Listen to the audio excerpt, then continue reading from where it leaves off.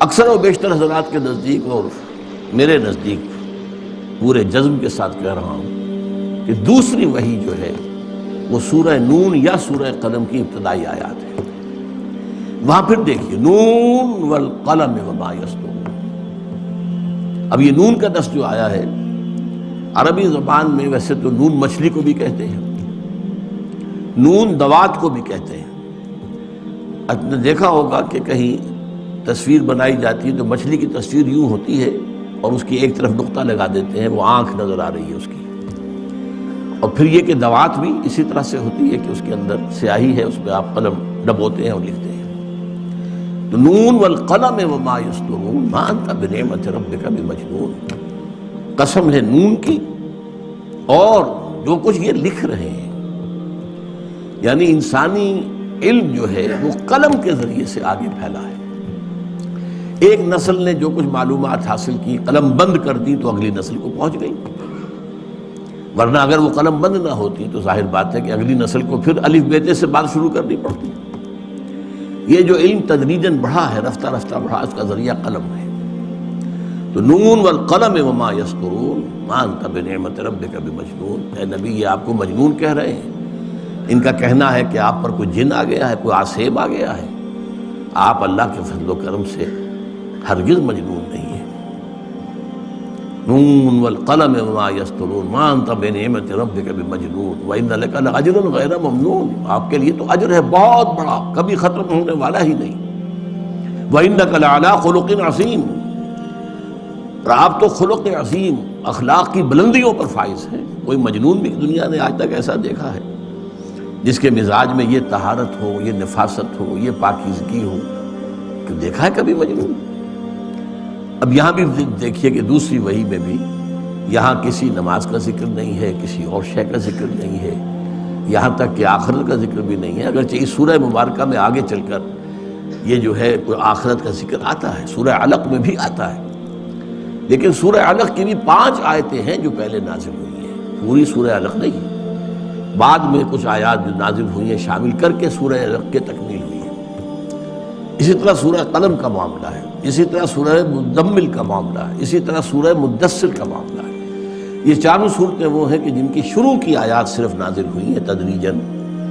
پہلی مکمل سورت جو حضور پر نازل ہوئی ہے وہ سورۃ الفاتحہ ہے، 7 آیات۔ سورہ علق کی 5 آیات، سورہ قلم کی 7 آیات، سورہ مزمل کی 8 آیات، سورہ مدثر کی پھر 7 آیات، اور سورہ فاتحہ کی 7 آیات۔ یہ ہے 5 وحی ہیں جن کے بارے میں ایک زمانے میں مجھے اس کا خاصا شوق ہوا تھا، میں نے بڑی تحقیق کی تھی، اور یہ ترتیب تھی جو میں نے معین کی تھی ابتدائی وحیوں کی۔ بہرحال اس وقت اشارہ جیسا کہ میں نے عرض کیا کہ علم کی اہمیت، اس کی فضیلت، اس کا اظہار ہو رہا ہے ان ابتدائی وحیوں سے۔ پھر میں نے آپ کو آیت سنائی سورۃ الفاتر، انما یخشی اللہ من عبادہ العلماء،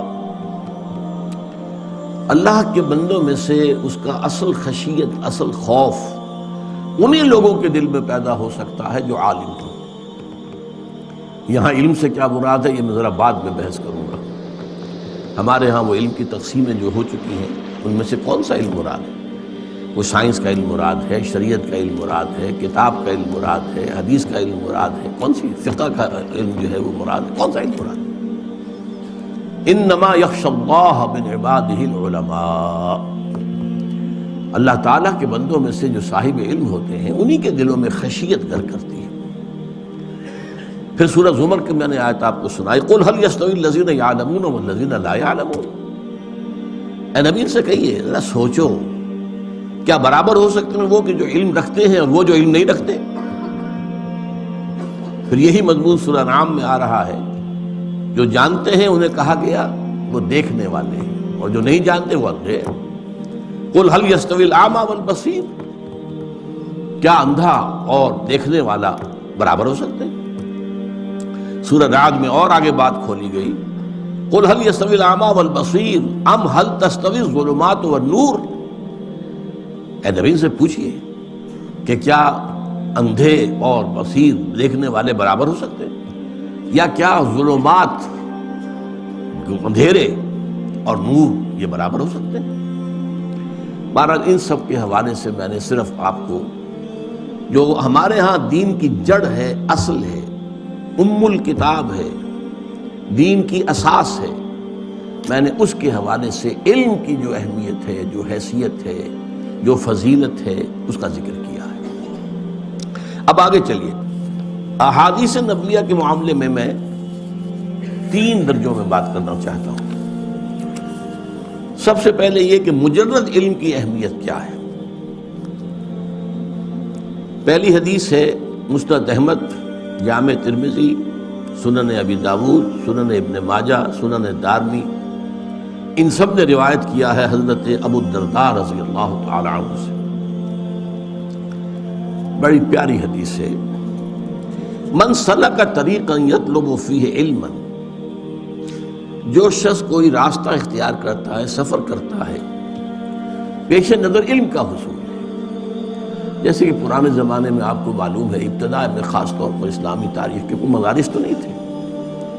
معلوم ہوتا فلاں شہر میں ایک صحابی ہیں، وہ احادیث جو ہے بیان کرتے ہیں۔ اب آدمی سفر کر رہا ہے، دور دراز سے جا رہا ہے، صرف حدیث سننے کے لیے کہ براہ راست راوی جو ہے اس سے سنو، یہ نہیں کہ راوی نے اس نے سنا، اس نے سنا، نہیں، سفر کر رہا ہے۔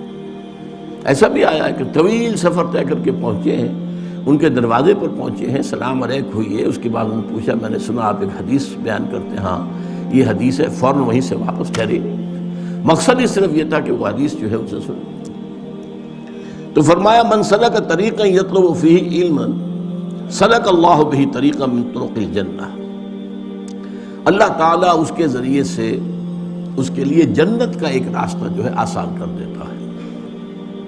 وَإِنَّ الْمَلَائِكَةَ تَضَعُ أَجْنِحَتَهَا رِضًا لِطَالِبِ الْعِلْمِ، اور فرشتے اپنے پر پھیلاتے ہیں طالب علم کے لیے، ان کی تکریم، ان کے اعزاز، ان کے اکرام، اس کے لیے فرشتے اپنے، جیسے کہ کہا جاتا ہے وَخْفِضْ جَنَاحَكَ لِلْمُؤْمِنِينَ، اہل ایمان کے لیے اپنے کندھوں کو جھکا کر رکھو، تواضع اختیار کرو۔ تو فرشتے تواضع اختیار کرتے ہیں علم کے طالب کے لیے۔ وَإِنَّ الْعَالِمَ يَسْتَغْفِرُ لَهُ مَنْ فِي السَّمَاوَاتِ وَمَنْ فِي الْأَرْضِ، اور جو بھی عالم اس کے لیے استغفار کرتے ہیں، وہ سب جو آسمانوں میں ہیں اور جو زمین میں ہیں۔ وَالْحِيتَانُ فِي جَوْفِ الْمَاءِ، یہاں تک کہ جو مچھلیاں ہیں پانی کے اندر۔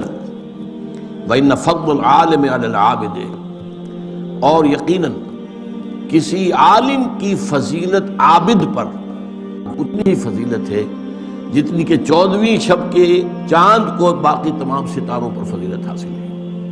14ویں کا چاند جیسے دمکتا ہے، چمکتا ہے، باقی ستاروں پر اس کا نور جو ہے غالب آ جاتا ہے۔ وَإِنَّ الْعُلَمَاءَ وَرَثَةُ الْأَنبِيَاءِ، اور یقیناً علماء جو ہیں وہ تو انبیاء کے وارث ہیں۔ وَإِنَّ الْأَنبِيَاءَ لَمْ يُوَرِّثُوا دِينَارًا وَلَا دِرْهَمًا، اور نبیوں نے کبھی دینار اور درہم کی وراثت نہیں چھوڑی۔ چنانچہ حدیث موجود ہے نحن معشر الانبیاء لا نرث ولا نورث، ہم جو انبیاء کی جماعت ہیں نہ ہمیں وراثت ملتی ہے نہ ہماری کوئی وراثت تقسیم ہوتی ہے، وراثت کا کوئی سوال ہی نہیں، دنیا کے مال کا معاملہ ہی نہیں۔ وَإِنَّمَا وَرَّثُوا عِلْمًا فَمَنْ أَخَذَهُ أَخَذَ بِحَظٍّ وَافِرٍ، ان کی وراثت تو علم ہے۔